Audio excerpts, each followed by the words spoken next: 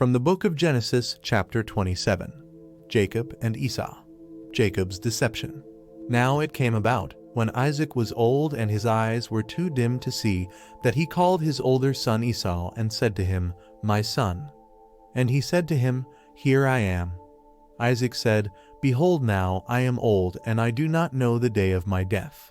Now then, please take your gear, your quiver and your bow, and go out to the field and hunt game for me, and prepare a savory dish for me such as I love, and bring it to me that I may eat, so that my soul may bless you before I die."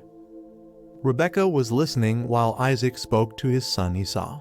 So when Esau went to the field to hunt for game to bring home, Rebekah said to her son Jacob, "Behold, I heard your father speak to your brother Esau, saying, 'Bring me some game and prepare a savory dish for me, that I may eat, and bless you in the presence of the Lord before my death. Now therefore, my son, listen to me, as I command you. Go now to the flock and bring me 2 choice young goats from there, that I may prepare them as a savory dish for your father, such as he loves. Then you shall bring it to your father, that he may eat, so that he may bless you before his death." Jacob answered his mother Rebekah, "Behold, Esau my brother is a hairy man, and I am a smooth man. Perhaps my father will feel me, then I will be as a deceiver in his sight, and I will bring upon myself a curse and not a blessing." But his mother said to him, "Your curse be on me, my son, only obey my voice and go, get them for me."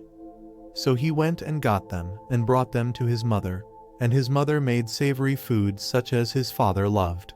Then Rebekah took the best garments of Esau, her elder son, which were with her in the house, and put them on Jacob, her younger son. And she put the skins of the young goats on his hands, and on the smooth part of his neck. She also gave the savory food and the bread, which she had made, to her son Jacob. Then he came to his father and said, "My father." And he said, "Here I am." "Who are you, my son?" Jacob said to his father. "I am Esau your firstborn. I have done as you told me. Get up, please, sit and eat of my game, that Kaiu may bless me." Isaac said to his son, "How is it that you have it so quickly, my son?" And he said, "Because the Lord your God caused it to happen to me." Then Isaac said to Jacob, "Please come close, that I may feel you, my son, whether you are really my son Esau or not." So Jacob came close to Isaac, his father, and he felt him and said, "The voice is the voice of Jacob, but the hands are the hands of Esau." He did not recognize him, because his hands were hairy like his brother Esau's hands, so he blessed him. And he said, "Are you really my son Esau?" And he said, "I am." So he said, "Bring it to me, and I will eat of my son's game, that I may bless you." And he brought it to him, and he ate. He also brought him wine, and he drank. Then his father Isaac said to him, "Please come close and kiss me, my son." So he came close and kissed him. And when he smelled the smell of his garments, he blessed him and said, "See, the smell of my son is like the smell of a field which the Lord has blessed. Now may God give you of the dew of heaven, and of the fatness of the earth, and an abundance of grain and new wine. May peoples serve you, and nations bow down to you. Be master of your brothers, and may your mother's sons bow down to you. Cursed be those who curse you, and blessed be those who bless you." The stolen blessing. Now it came about, as soon as Isaac had finished blessing Jacob, and Jacob had hardly gone out from the presence of Isaac his father, that Esau his brother came in from his hunting. Then he also made savory food, and brought it to his father. And he said to his father, "Let my father arise and eat of his son's game, that you may bless me." Isaac his father said to him, "Who are you?" And he said, "I am your son, your firstborn Esau."